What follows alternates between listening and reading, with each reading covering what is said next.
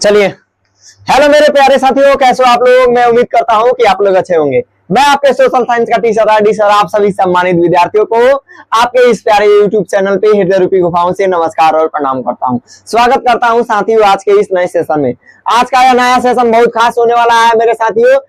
पिछले सेशन में हम लोगों ने पढ़ा था, वियना सम्मेलन तक पढ़ा था। हम लोग पढ़ रहे हैं कि कक्षा 10 इतिहास, पहला अध्याय यूरोप में राष्ट्रवाद। पिछले सेशन में हम लोगों ने पढ़ा था, पिछले लेक्चर में उन्होंने देखा था कि राष्ट्रवाद क्या होता है और यूरोप क्या है, और यूरोप में राष्ट्रवाद फैलाने में नेपोलियन बोनापार्ट की किस प्रकार सहायक हुआ। और नेपोलियन युद्ध पढ़े थे सर। नेपोलियन युद्ध की समाप्ति के बाद हम पढ़ रहे हैं वियना सम्मेलन। क्या पढ़ रहे हैं बाबू? वियना सम्मेलन पढ़ रहे हैं। वियना सम्मेलन हम वहां तक पिछले लेक्चर में हम लोगों ने देखा था कि वियना सम्मेलन क्या है और यह क्यों की गई थी तथा कहाँ की गई थी। अगले लेक्चर में हमें देखना है कि यह क्यों की गई थी, यह क्यों की गई थी बाबू वियना सम्मेलन। यहाँ तक हम लोग पढ़ लिया है बाबू कि यह वियना सम्मेलन जो थी एक अंतरराष्ट्रीय बैठक थी। इसमें यूरोप के बड़े बड़े देशों के शासक और प्रतिनिधि क्या हुए थे, शामिल हुए थे। इसका मुख्य उद्देश्य यूरोप में शांति स्थापित करना था। आज के इस नए सेशन में हमको पढ़ना है कब और कहा हुआ था बाबू। समय 1815 था और जो था बाबू वियना, जो कि ऑस्ट्रिया की राजधानी थी वहां पे, और इसका नेतृत्व करता ऑस्ट्रिया के जो चांसलर था मेटरनी के द्वारा किया गया था। पिछले लेक्चर में हम लोगों ने देखा था। आज के इस सेशन में हमको पढ़ना है भाई यह क्यों किया गया था, यानी कि वियना सम्मेलन करने का उद्देश्य क्या था। क्या बाबू, क्या उद्देश्य था? तो देखिए आज से हम नए सेशन को यहाँ से पढ़ रहे हैं। लेक्चर नंबर 2 होगा। और देखिए यह क्यों किया गया भाई, तो देखिए इसका उद्देश्य क्या था। तो इसका उद्देश्य था कि नेपोलियन कहाँ चला गया,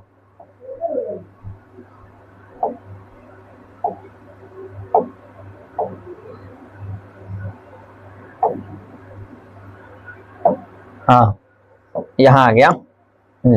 यह क्यों किया गया बाबू, इसका उद्देश्य क्या था। तो देखिए नेपोलियन युद्ध के बाद यूरोप में शांति लाना था, यानी कि जिन शांति को यूरोप में जो बाबू नेपोलियन बोनापार्ट के युद्ध ने क्या किया गया था, भंग कर दिया गया था और शांति फैला दिया था, उसको क्या करना था, पूर्ण रूप से फिर से शांति लाना था। और देखिए पुराने राजाओं को फिर से सत्ता में लाना, यानी कि राजतंत्र की बहाली करना। यानी कि नेपोलियन बोनापार्ट ने पूरे यूरोप भर में क्या किया था बाबू, राष्ट्रवाद की भावना जागृत करके और राजतंत्र को हटा करके यहाँ पे गणतंत्र स्थापित किया था। लेकिन वियना सम्मेलन के बाद उसको क्या किया गया था बाबू, उसका पुराने राजाओं जो कि जिनका सत्ता छीन गया था उनको दोबारा पुनः सत्ता में लाने का प्रयास किया गया था। उसके बाद से कह रहा है कि यूरोप की सीमाओं को दोबारा तय करना, यानी कि जिन सीमाओं को, यानी कि यूरोप के जितने सीमा जो नेपोलियन बोनापार्ट के द्वारा क्या किए गए थे, एकत्रित किए गए थे, एकीकरण कर दिए गए थे, उनको पुनः बांट करके पुरानी व्यवस्था को क्या करना था, लागू करना था। और कह रहा था कि भविष्य में युद्ध रोकने की कोशिश करना, यानी कि वियना सम्मेलन का उद्देश्य यह था कि भविष्य में दोबारा कभी किसी भी प्रकार का युद्ध ना हो। इन सभी युद्ध करने के लिए क्या, रोकने के लिए क्या किया गया था, वियना सम्मेलन किया गया था। आगे कह रहा है कि वियना सम्मेलन के बाद इटली और जर्मनी पर क्या क्या प्रभाव पड़ा। मेरे भाई इटली और जर्मनी यूरोप का एक प्रमुख देश है, और वियना सम्मेलन के तहत जो है मेरे भाई इटली और जर्मनी पर क्या क्या प्रभाव पड़ता है उसको जानने का हम प्रयास करेंगे। पहला हमारा देश है इटली, यानी कि वियना सम्मेलन का इटली पर क्या प्रभाव पड़ा उसको हम जानने का प्रयास करते हैं। इटली पर देखिए क्या प्रभाव पड़ा। तो इटली पर प्रभाव ही पड़ा कि इटली एक देश नहीं रहा। इटली एक देश नहीं रहा, उसे कई छोटे छोटे राज्यों में बांट दिया गया। इटली जो वो देश नहीं था, उसको कई छोटे छोटे राज्यों में क्या कर दिया गया बाबू, बांट दिया गया था। और उसके कई क्षेत्रों पर ऑस्ट्रिया का नियंत्रण हो गया। यानी कि इटली का क्या कर दिया बाबू, विघटन कर दिया गया, बंटवारा कर दिया गया, छोटे छोटे राज्यों और रियासतों में बांट दिया गया। और उसके बहुत सारे ऐसे राज्य थे, इसके छोटे छोटे टुकड़े किए गए थे, जिस पर किसका नियंत्रण था बाबू, ऑस्ट्रिया का नियंत्रण था। किसका नियंत्रण था, ऑस्ट्रिया का नियंत्रण था। और लोगों में एकता यानी कि राष्ट्रवाद की भावना बढ़ी। यानी कि लोग जो थे बाबू, जब क्या किया गया, जब इटली का क्या किया गया बाबू, विघटन कर दिया गया, छोटे छोटे राज्यों में विभक्त कर दिया गया, उसको छोटे छोटे राज्यों में टुकड़ा कर दिया गया। और इटली के जो टुकड़े किए गए थे क्षेत्र, उस पर क्या किया गया था, ऑस्ट्रिया के नियंत्रण में, ऑस्ट्रिया उस पर शासन करने का कार्य कर रहा था। तो इससे लोगों में क्या बना, लोगों में अपने देश के यानी कि इटली के प्रति राष्ट्रवाद की भावना बढ़ गई। और आगे कह रहा है कि आगे चलकर इटली के एकीकरण की शुरुआत हुई। यही बाबू राष्ट्रवाद की भावना जो है बाबू आगे चल करके क्या हुई, एकीकरण की शुरुआत हुई। किसकी, तो इटली की आगे चलकर एकीकरण की शुरुआत हुई। आगे ही आगे कह रहा है कि वियना सम्मेलन के बाद सिसिली और नेपल्स पर बूर्बो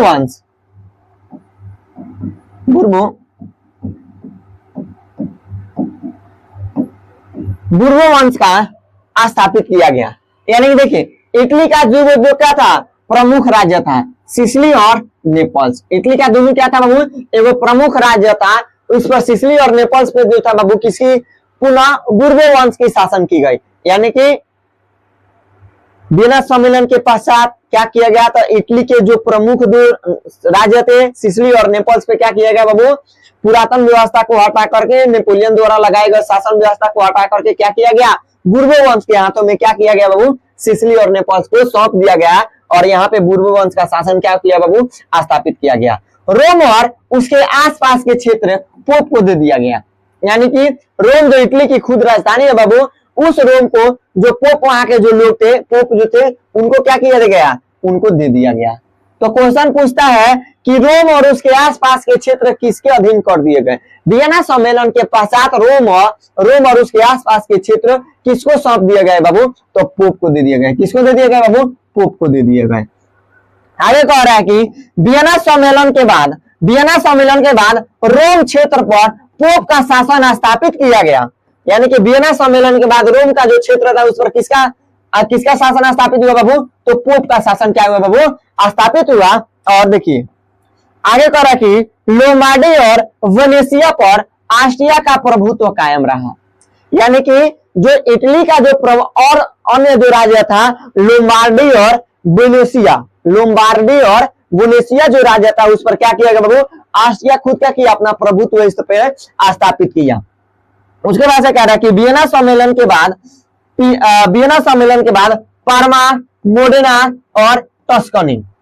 देखिए वियना सम्मेलन के बाद पार्मा, मोडेना और टस्कनी पर हैब्सबर्ग का शासन स्थापित हुआ। यानी कि एक और शासक था जिसका बाबू क्या था, कौन सा वंश था बाबू, हैब्सबर्ग वंश था। कौन सा वर्ग था बाबू, हैब्सबर्ग वंश था।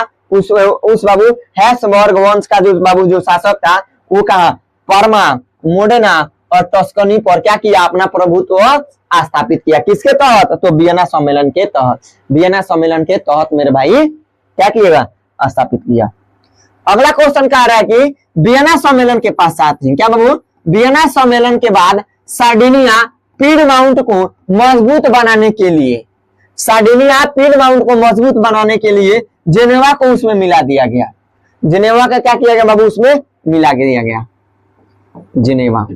यानी कि जो जेनेवा एक मजबूत राज्य हुआ करता था और इटली का जो राज्य था सार्डिनिया और पीडमाउंट, इसको मजबूती प्रदान करने के लिए, इसको एकदम मजबूत ताकतवर बनाने के लिए क्या किया गया बाबू, सार्डिनिया और पीडमाउंट को मजबूत बनाने के लिए जेनेवा को क्या किया गया बाबू, उसमें मिला दिया गया। किसके तहत, तो वियना सम्मेलन के तहत।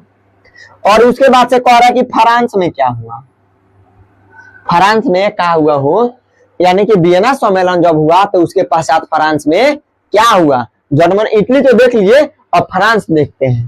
तो देखिए फ्रांस में क्या हुआ कि नेपोलियन युद्ध के बाद फ्रांस की हार हुई। यानी कि नेपोलियन जब वाटरलू की युद्ध लड़ा तो मेटरनिक जीत गया और वाटरलू की युद्ध मेटरनियर के बाबू नेपोलियन की जब हार हुई तो फ्रांस के भी क्या हुई बाबू, हार हुई। और फ्रांस में पुराने राजतंत्र की क्या की गई, वापसी कराई गई। जब नेपोलियन पुनः हार गया तो पुराने में जो फ्रांस में जो पुराने राजा महाराजा थे उनकी राजतंत्र को क्या की गई, वापसी कराई गई और फ्रांस की सीमाएं पहले जैसे कर दी गई। फ्रांस की सीमाएं क्या की कर दी गई बाबू, पहले जैसे कर दी गई। मान लीजिए कि पहले जो बाबू फ्रांस का क्या है बाबू, फ्रांस है, तो पहले जैसे फ्रांस की सीमा क्या थी, इसे कर दी गई। ओकरा बात कह रहे हैं कि सीमाएं पहले जैसे कर दी गई और लुई 18वां को फ्रांस का राजा बनाया गया। और देखिए वियना सम्मेलन के तहत बाबू फ्रांस में नेपोलियन बोनापार्ट युग क्या हो गया, अंत हो गया। और फ्रांस में बाबू फ्रांस में पुराने राजतंत्र की क्या की गई, वापसी कराई गई और फ्रांस की सीमा पहले जैसे कर दी गई। और जो लुई 18वां जो था बाबू, लुई 18वां को क्या किया गया, फ्रांस का राजा घोषित किया गया। लुई 18वां को क्या किया गया बाबू, फ्रांस का राजा घोषित किया गया। आगे देखिए आगे क्या हुआ। अब कह रहा है, अब देखिए क्या कह रहा है कि जो लुई 18वां जो बाबू फ्रांस का शासक बना था वो क्या किया। ये देखिए क्या करता है कि राजा ने क्या कार्य किया, तो देश भर में शांति और स्थिरता लाने की कोशिश की। यानी कि लुई जो 18वां था बाबू, लुई 18वां क्या किया बाबू, ये फ्रांस में क्या किया, शांति और स्थिरता को लाने की क्या की बाबू, प्रयास की, और जनता को कुछ अधिकार देने का प्रयास किया। और जनता को क्या किया, कुछ अधिकार देने का प्रयास किया, जिससे जनता क्या हुई बाबू, जनता क्या हुई, खुश हो गई। और अच्छा तरह का जब लागू काम अच्छा करेगा, कोई भी शासक जब अपने राजा के लिए अच्छा काम करेगा तो जनता का भलाई होगा ही। और उसके बाद कौन सा कानून लागू किया, क्वेश्चन है कि कौन सा कानून लागू किया। तो देखिए नेपोलियन संहिता को कई जगह पर लागू रखा। यानी कि नेपोलियन संहिता जो नेपोलियन बोनापार्ट के द्वारा लागू किया गया था, उसे हम कई जगहों तक क्या किया, लागू किया। और साथ ही साथ राजा ने संवैधानिक शासन यानी कि संविधान के अनुसार शासन शुरू कर दिया। यानी कि लुई 18वां जो था बाबू,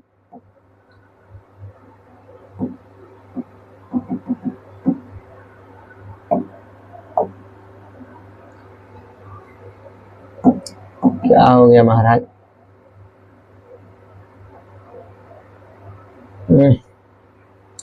लुई 18वां के द्वारा क्या किया गया,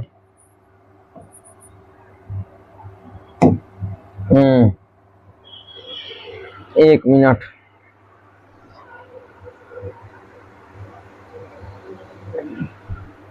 इसके बाद से देखिए क्या किया कि नेपोलियन क्या किया बाबू, कि नेपोलियन क्या किया, नेपोलियन संहिता को कई जगह पर लागू रखा। और इसके साथ ही क्या किया,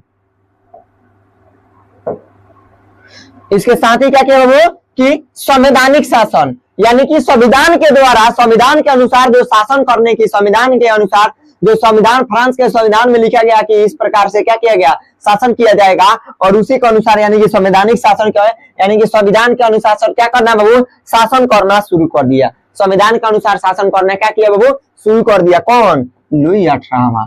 कौन बाबू, लुई 18वां, लुई 18वां। आगे देखिए उसके बाद से क्या किया बाबू, संवैधानिक घोषणा पत्र 2 जून, संवैधानिक घोषणा पत्र जो बाबू 2 जून 1814 ईस्वी को जारी किया गया था। इसे लुई 18वां ने लागू किया। क्या किया, इसे लुई 18वां ने क्या किया बाबू, लागू किया गया था। देखिए संवैधानिक घोषणा पत्र जो था बाबू, यह एक प्रकार का घोषणा, यह एक पत्र का क्या बाबू, शपथ पत्र है, जिसे फ्रांस में क्या किया गया था बाबू, लागू किया गया था। और यह जो था बाबू घोषणा पत्र था।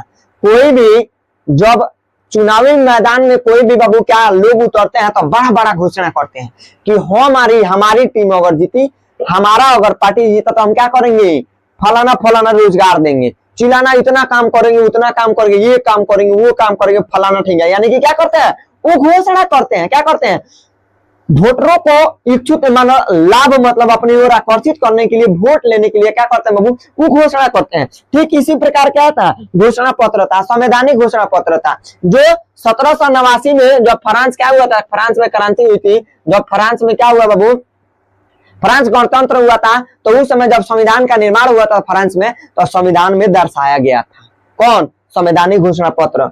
और देखिए इसे कौन लागू किया बाबू, तो क्या किया बाबू, लुई 18वां लागू किया गया था। कौन लागू किया था बाबू, लुई 18वां इसे लागू किया गया था। आगे देखिए क्या कह रहा है, एक चीज का है, जुलाई 1830 की क्रांति। चलिए तो ये बाबू क्या था बाबू, ये बाबू क्वेश्चन पूछता है कि संवैधानिक घोषणा पत्र कब जारी किया गया था बाबू। संवैधानिक घोषणा पत्र कब जारी किया गया था, तो 2 जून 1814 को। कब किया गया था, तो 2 जून 1824 को संवैधानिक घोषणा पत्र क्या किया गया था बाबू, जारी किया गया था। घोषणा पत्र कब जारी किया गया, तो 2 जून 1814 को। कब भाई, 2 जून 1814 को संवैधानिक घोषणा पत्र क्या किया गया था बाबू, जारी किया गया था। अब आइए अब हम पढ़ेंगे महत्वपूर्ण एक क्रांति है, जुलाई 1830 की क्रांति। क्या बाबू, जुलाई 1830 की क्रांति। कौन बाबू, जुलाई 1830 की क्रांति। क्या पढ़ेंगे भाई, जुलाई 1830 की क्रांति हमें क्या करना है भाई, पढ़ना है। जुलाई 1830 की क्रांति क्या करना है, पढ़ना है। और देखिए जुलाई 1830 की क्रांति में क्या होता है, जुलाई 1830 की क्रांति में बाबू क्या होता है, तो एक छोटा सा परिचय है। एक राजा होता है जिसका नाम होता है बाबू चार्ल्स 10। क्या नाम होता है बाबू, चार्ल्स 10वां फ्रांस का राजा था। जुलाई 1830 की क्रांति जब हुई थी तो उस समय फ्रांस का राजा कौन था? तो चार्ल्स दसम था, जिसे हम चार्ल्स 10वां भी कहते हैं। चार्ल्स दसवां परिचय की बात करें तो चार्ल्स 10वां जो फ्रांस का क्या था? एगो राजा था। चार्ल्स 10वां कहाँ का राजा था? तो फ्रांस का राजा था। यह लुई 18वां के बाद कौन बना? राजा बना। यानी कि लुई 18वां के बाद कौन बना बाबू फ्रांस का राजा? तो बना चार्ल्स 10वां। कौन बना बाबू? चार्ल्स 10वां क्या था? जो फ्रांस का राजा था, यह लुई 18वां के बाद क्या बना? राजा बना। और देखिए इसका शासनकाल कब से रहा? तो उसने 1824 से 1830 ईस्वी तक शासन किया। यानी कि चार्ल्स दसम जो था बाबू वो फ्रांस के राजगद्दी पर बैठा 1824 ईस्वी में और फ्रांस की राजगद्दी त्याग कर देता है 1830 ईस्वी में। कौन बाबू? 1830 ईस्वी में। हम आपको बता रहे हैं, वो पृष्ठ छोटा सा एगो रिकैप आपको पढ़ा रहे हैं, मतलब जुलाई 1830 की क्रांति क्या पढ़ा रहे हैं बाबू? एगो हम आपको रिकैप दिखा रहे हैं, वो टेलर दिखा रहे हैं और परिचय करा रहे हैं राजा से। कौन राजा था? तो चार्ल्स 10वां था। चार्ल्स 10वां कहाँ का राजा था? तो फ्रांस का राजा था। और यह फ्रांस का राजा कब किसके बाद बना बाबू? तो लुई 18वां के बाद कौन बना? फ्रांस का राजा बना चार्ल्स 10वां, जिसका शासन काल था 1824 ईस्वी से लेकर के 1830 ईस्वी तक। यहां तक बाबू आप लोग क्लियर हुआ डाउट? चलिए आगे देखिए। अब देखिए मुख्य कार्य क्या करता है? अरे भाई क्यों पड़े हो चक्कर में, कोई नहीं है टक्कर में। आइए इसका मुख्य कार्य क्या था? तो इसका मुख्य कार्य ये था कि यानी कि चार्ल्स दसम का मुख्य कार्य क्या किया था? तो उसने राजाओं के अधिकार बढ़ाने की कोशिश की। यानी कि चार्ल्स जो 10वां था बाबू, वो फ्रांस में जो राजा थे उनके और से अधिकारों को बढ़ाने का क्या किया बाबू? प्रयास किया। आगे देखिए। चर्च और पुरानी व्यवस्था को फिर से मजबूत किया और जनता की स्वतंत्रता को कम कर दिया। देखिए चार्ल्स 10वां जो था राजा के अधिकार को बढ़ाने का कोशिश किया और चर्च और पुरानी व्यवस्था यानी कि फ्रांस में जो चर्च की व्यवस्था थी और पुरानी जितनी भी व्यवस्थाएं थी, पुरानी जितनी भी प्रथाएं थी, उन सबको क्या किया? फिर से मजबूत किया और जनता की स्वतंत्रता को क्या किया बाबू? कम करने का प्रयास किया। जनता की स्वतंत्रता को क्या किया बाबू? कम करने का प्रयास किया। यह 3 पॉइंट ना बाबू उसको क्या किया? उसको सत्ता से भगाने का कार्य किया। मान लीजिए आप राजा है, आपका सब कुछ अधिकार है, लेकिन जब आप अपने अधिकार को क्या कीजिएगा? और बढ़ाइएगा तो प्रजा तो आपके खिलाफ भड़के ही ना। और चर्च का जो था बाबू पुरानी व्यवस्था को ज्यादा बढ़ाया, इससे कोनो जनता को मतलब नहीं थी। जनता कब उसके पास उग्र प्रदर्शन किया? जब वो जनता के आजादी को क्या किया? कम करने का प्रयास किया। और मान लीजिए हम जनता है, हम सभी लोग भारत में निवास करते हैं। मोदी जी अपने देश के शासक इस टाइम है, प्रधानमंत्री है भाई मोदी जी। तो मोदी जी अगर चाहेंगे कि अगर हम अपने जनता के स्वतंत्रता को कमी करें और छीने, तो क्या हम ऐसा होने देंगे? कदापि नहीं होने देंगे। तुरंत हम मोदी जी के खिलाफ क्या करेंगे? आंदोलन करना शुरू कर देंगे। ले पुतला फुकाई, ले मोदी, मोदी हाय हाय, मोदी हाय हाय, मोदी जिंदाबाद, मोदी मुर्दाबाद का नारा लगने लगेगा। तो ठीक क्या किया बाबू? उसने राजाओं के अधिकार को बढ़ाने की कोशिश की, चर्च और पुरानी व्यवस्था को मजबूत किया। ऐसे लोग का कोनो मतलब नहीं था, लेकिन जैसे जनता की स्वतंत्रता को कम किया वैसे जनता एकदम का हो गई? भड़क गई। करी कैसन शासक करी? हमनी के स्वतंत्रता के क्या करता? कम करता। लागत एकरा खिलाफ बिहारी बुद्धि लगावे के पड़ी। तो ले भइल भयंकर। क्या किया? भयंकर नाराजगी हुआ और ले भयंकर आंदोलन हुआ, ले मारपीट झगड़ा एकदम फ्रांस में। देखो परिणाम क्या हुआ? परिणाम हुआ कि उसके गलत निर्णयों से जनता नाराज हो गई। एकदम भाई नाराज भइल जाइज में एकदम। अब उसके गलत निर्णयों से क्या हुई? जनता नाराज हो गई और 1830 ईस्वी में क्रांति यानी कि सन था जुलाई के महीना था, सन था 1830 और महीना था जुलाई का। सन क्या था? 1830 था और महीना था जुलाई का। उसने सिंहासन छोड़ना पड़ा। अब क्या किया? सन 1830 में क्रांति शुरू हुई और महीना था जुलाई का। और जब क्रांति एकदम बाबू इतना ना तेज क्रांति हुआ, इतना ना भयंकर, एकदम भयानक विकराल रूप कर लिया पूरा बाबू। जो क्रांति था बाबू पूरा फ्रांस में विकराल रूप धारण कर लिया। अंततः क्या हुआ? ये जो था बाबू चार्ल्स 10वां था एकदम अपन राजगद्दी छोड़ के फायदे भाग गया। अगर ये राजगद्दी नहीं छोड़ के भागा होता ना बाबू, तो जो पब्लिक थी वहां जानता एकदम जिंदगी इसको खड़े फाड़ देती। अब आगे देखिए, उसने सिंहासन क्या करना बाबू? छोड़ना पड़ा। और ये अपना राजगद्दी छोड़ करके 18 जुलाई 1830 में क्या करता है बाबू, इंग्लैंड पलायन कर जाता है। कहाँ गया, भाग जाता है। क्या गया, भाग गया। कहाँ भाग गया, इंग्लैंड भाग गया।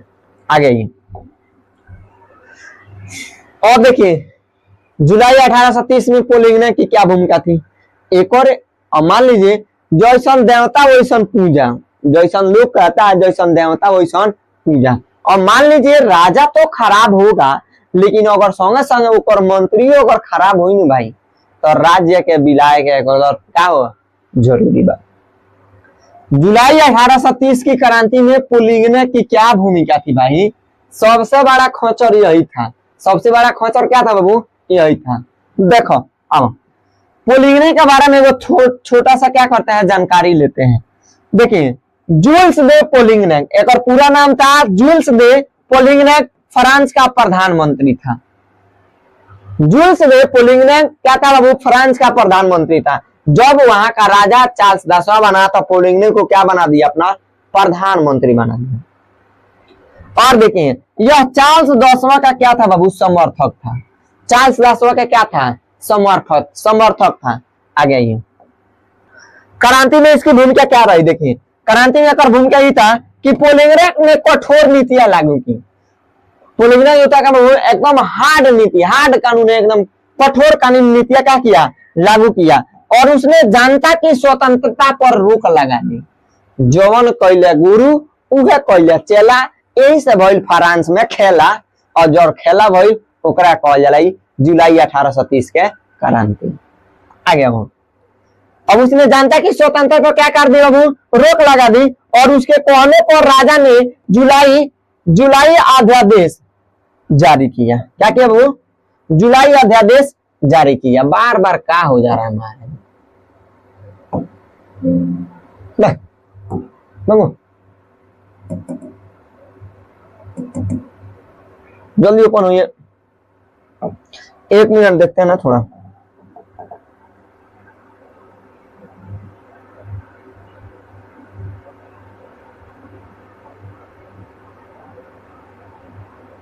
कहां तक पढ़ रहे थे भाई, लो हाँ यहां तक पढ़े थे। उसके कहने पर यानी कि चार्ल्स 10वां पोलिंगने जो कहा ना बाबू, तो चार्ल्स 10वां क्या किया, जुलाई अध्यादेश का क्या किया बाबू, जारी कर दिया।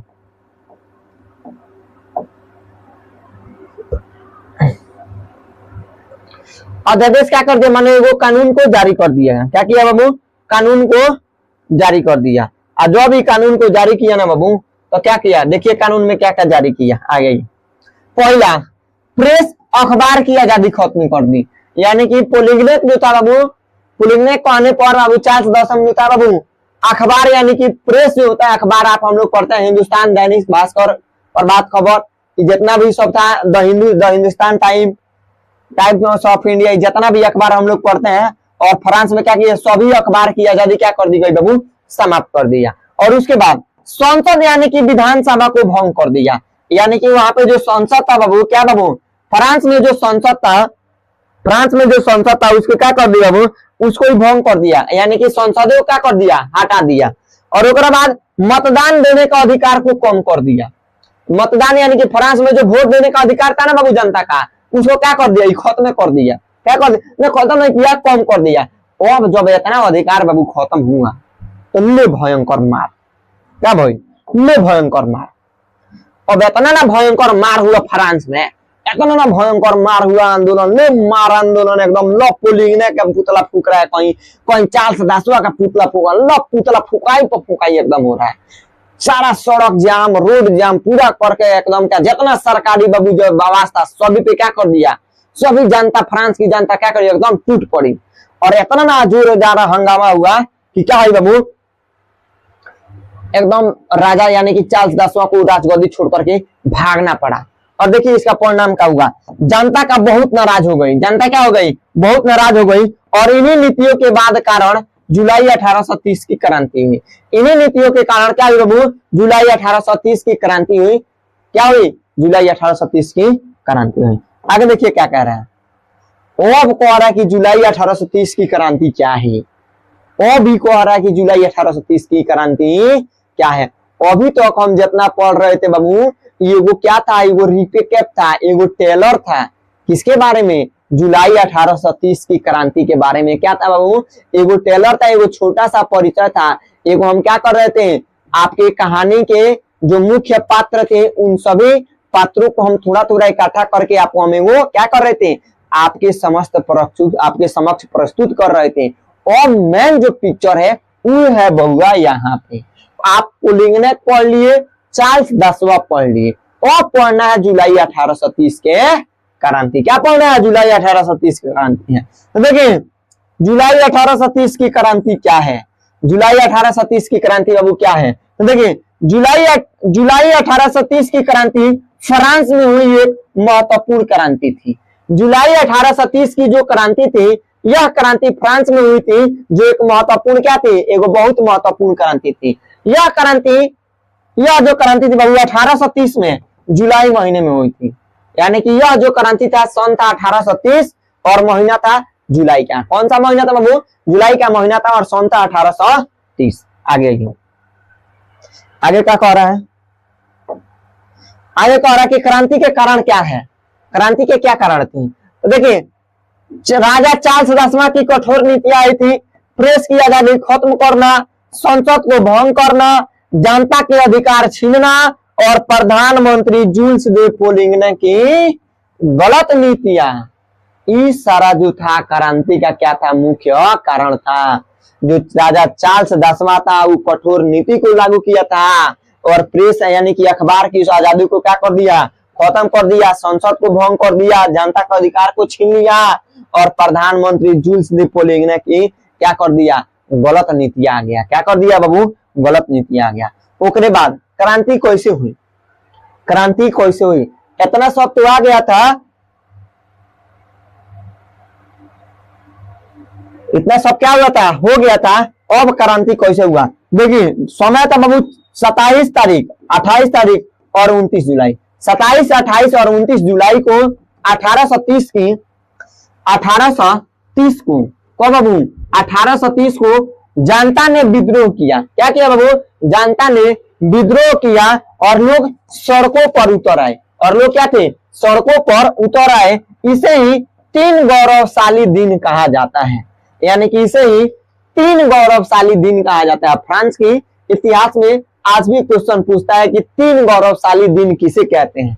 तो देखिए 27, 28, 29 जुलाई 1830 को जनता ने अपने राजा के खिलाफ विद्रोह करना शुरू कर दिया। लोग सड़कों पर उतर आए और इसी दिन को बाबू 3 गौरवशाली दिन कहा जाता है। क्या कहा जाता है? 3 गौरवशाली दिन भी कहा जाता है। अब देखिए क्या क्या परिणाम हुआ इस क्रांति, क्या क्या बाबू परिणाम हुआ। तो देखिए चार्ल्स दसम को सिंहासन छोड़ना पड़ा, लुई फिलिप नया राजा बना। लुई फिलिप जो था बाबू क्या बना? फ्रांस का राजा बना और फ्रांस में संवैधानिक राजतंत्र क्या किया बाबू? स्थापित हुआ। फ्रांस में क्या हुआ बाबू? संवैधानिक राजतंत्र स्थापित हुआ। संवैधानिक राजतंत्र कहने का मतलब कि संविधान के अनुसार राजतंत्र, संविधान के अनुसार क्या बाबू? राजतंत्र स्थापित किया गया। और चार्ल्स दसम इंग्लैंड भाग गया। चार्ल्स दसम क्या हुआ बाबू? इंग्लैंड भाग गया। कौन इंग्लैंड भाग गया? तो चार्ल्स दसम कहां भाग गया बाबू? इंग्लैंड भाग गया। और जुलाई 1830 की क्रांति में जनता ने कठोर राजा को हटाया और नया शासन बनाया, जिससे उन्होंने अधिक अधिकार मिले। जुलाई 1830 की क्रांति का परिणाम हुआ कि 1830 की क्रांति के बाद जनता ने कठोर राजा को क्या किया? सत्ता से भगा दिया और नया शासन बनाया, जिससे वह क्या किए? जिससे उन्हें विश्वास हुआ कि अब अधिक अधिकार हमें क्या मिलेगा? अब हमें सबसे ज्यादा अधिकार मिलेगा। और उसके बाद है बाबू जुलाई 1830 की क्रांति का प्रभाव। जुलाई 1830 की क्रांति का प्रभाव हमें पढ़ना है। अगले वीडियो में हम पढ़ेंगे जुलाई 1830 की क्रांति का प्रभाव फ्रांस पर क्या क्या पड़ा। वीडियो कैसा लगा? वीडियो अच्छा लगा तो वीडियो को लाइक कीजिएगा, चैनल पे नया है तो प्लीज चैनल को सब्सक्राइब कीजिएगा। मिलेंगे अगले वीडियो में। मेरे भाई वीडियो को लगातार सेशन क्या बाबू आप क्या करते हैं देखते रहिए। एक हमारा और यूट्यूब चैनल है विजन स्मार्ट क्लासेस। अभी तक आप लोगों ने लाइक शेयर नहीं किया, सब्सक्राइब नहीं किया तो प्लीज विजन स्मार्ट क्लास को भी क्या कीजिए आप लोग सब्सक्राइब कर लीजिए। बाकी का सिलसिला जो बाबू चलता रहेगा। और वीडियो के अंत में बस इतना ही कहना चाहेंगे बाबू कि आप लोग एकदम मन लगा के पढ़ाई कीजिए अपना।